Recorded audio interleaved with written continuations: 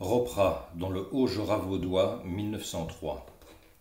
C'est un pays de loups et d'abandon au début du XXe siècle, mal desservi par les transports publics à 2 heures de Lausanne, perché sur une haute côte au-dessus de la route de Berne, bordée d'opaques forêts de sapins.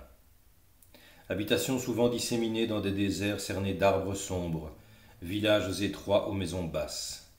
Les idées ne circulent pas, la tradition pèse, l'hygiène moderne est inconnue. Avarice, cruauté, superstition. On n'est pas loin de la frontière de Fribourg où foisonne la sorcellerie. On se pend beaucoup dans les fermes du Haut-Jura, à la grange, aux poutres faîtières. On garde une arme chargée à l'écurie ou à la cave. Sous prétexte de chasse ou de braconne, on choit poudre, chevrotine, gros pièges à dents de fer, lame affûtée à la meule à faux. La peur qui rôde. À la nuit, on dit les prières de conjuration ou d'exorcisme.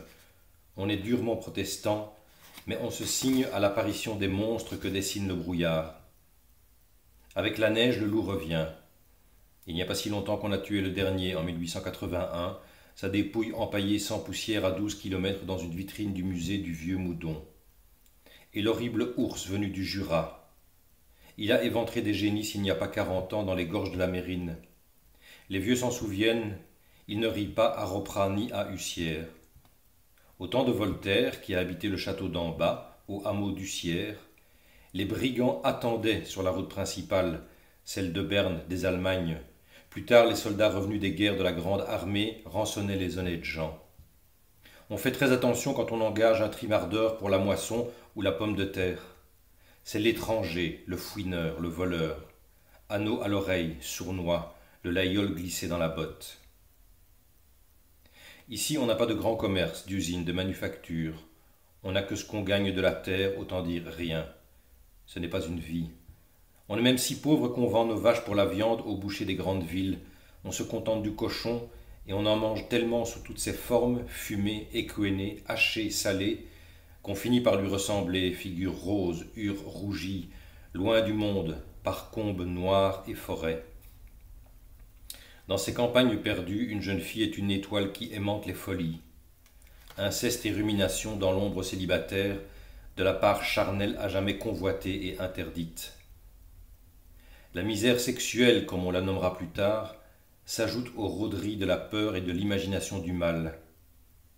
Solitaire, on surveille la nuit et bat d'amour de quelques nantis et de leurs râlantes complices, frôlement du diable, culpabilité vrillée dans 4 siècles de calvinisme imposé. Sans répit déchiffrer la menace venue du fond de soi et du dehors, de la forêt, du toit qui craque, du vent qui pleure, de l'au-delà d'en haut, de l'au-delà d'en haut, de dessous, d'en bas, la menace venue d'ailleurs. On se barricade dans son crâne, son sommeil, son cœur, ses sens, on se verrouille dans sa ferme, le fusil prêt, l'âme hantée et affamée. L'hiver attise ses violences sous la longue neige amie des fous, les ciels rouges et bistres entre aube et nuit déshéritées, le froid et la mélancolie qui tend et ronge les nerfs.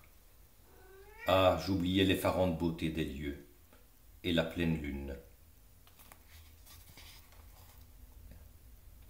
Jacques Chessex, le vampire de Ropra.